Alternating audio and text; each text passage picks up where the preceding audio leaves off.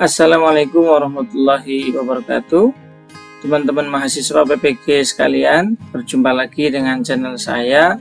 Pada video kali ini saya akan menyampaikan informasi mengenai apa saja CPL atau capaian pembelajaran yang diujikan pada uji komprehensif.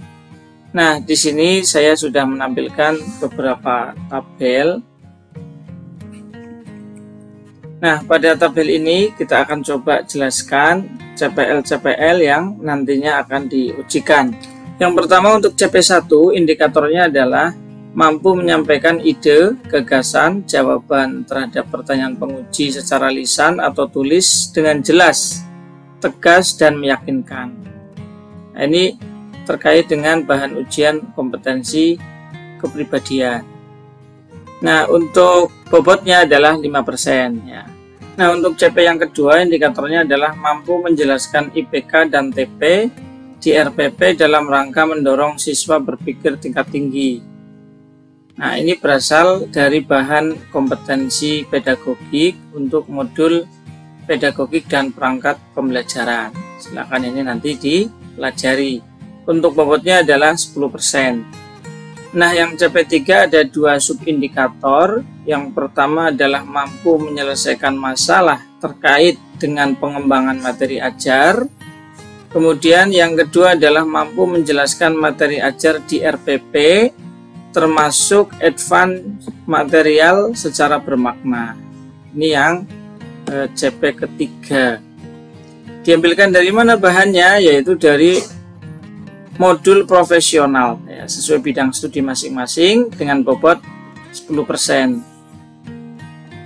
Kemudian yang CP4 ya, ini CP4 ada dua juga subindikatornya, yaitu yang pertama mampu menjelaskan teori belajar dan pembelajaran yang melandasi rancangan perangkat pembelajaran, dan yang kedua mampu menjelaskan RPP berdasarkan keterpaduan pengetahuan materi ajar, pedagogik, dan TPACK atau TIPEK ya. Nah, ini diambilkan dari bahan modul pedagogik, profesional, dan PP. Nih, ini yang bobotnya adalah 10%. Kemudian CP kelima, indikatornya adalah mampu menerapkan cuplikan pembelajaran yang kreatif, inovatif, kolaboratif, dan komunikatif dari salah satu RPP ya, dengan memanfaatkan teknologi. Ini masih sama, diambilkan dari kompetensi pedagogik dan profesional. Nah, ini paling besar ya para mahasiswa sekalian, yaitu bobotnya 50%.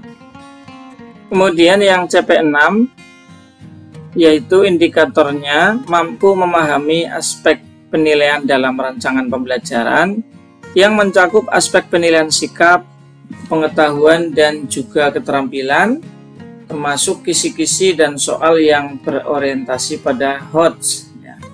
Nah, ini hanya 10%, diambilkan dari modul pedagogik.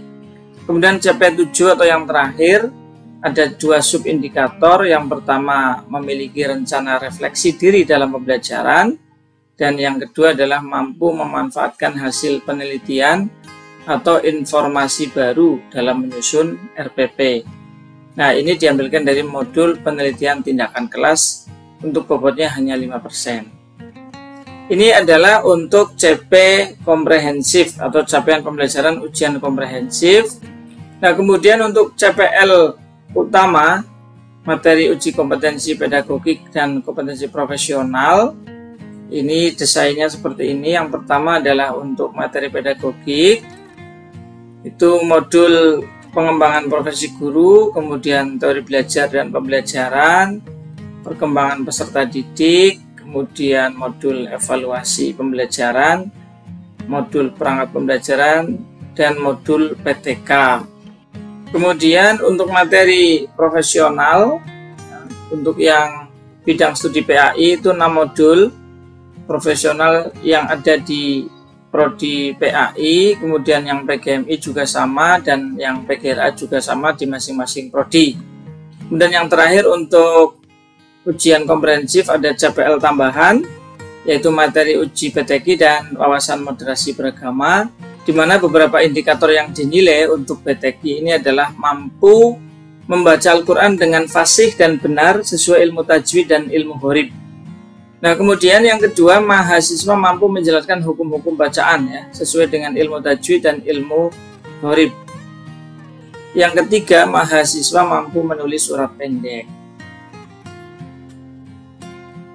Nah, kemudian ini pilihan materinya di kolom yang paling kanan, mulai dari huruf samsiah, huruf komariah, tanda wasol, tanda wakof, mad, ya, hukum bacaan mad, kemudian guna, hukum nun sukun, hukum mim sukun, ya, kemudian ada kolkolah, hukum bacaan ro, lafadz jalalah, kemudian macam-macam gharib.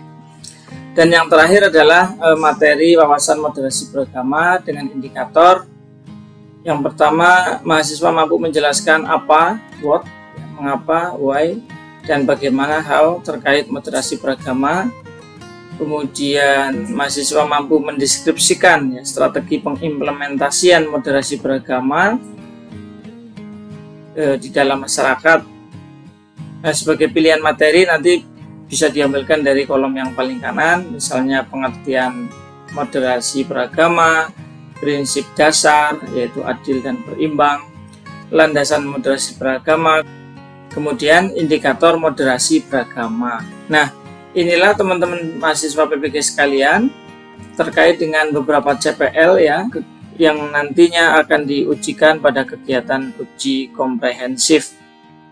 Semoga video ini bermanfaat. Terima kasih telah menonton. Assalamualaikum warahmatullahi wabarakatuh.